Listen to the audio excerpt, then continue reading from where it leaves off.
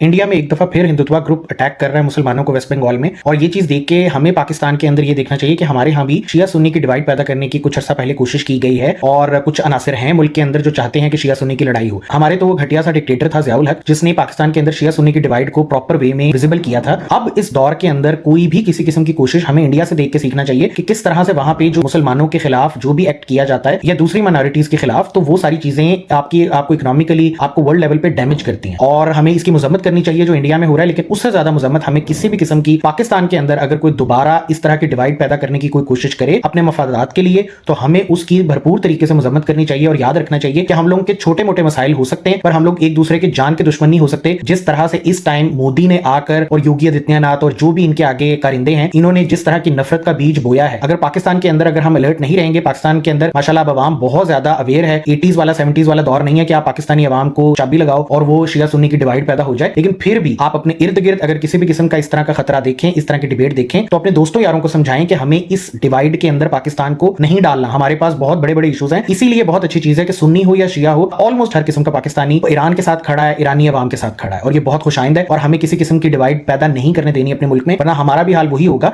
जो 2014 के बाद इंडिया का हो रहा है।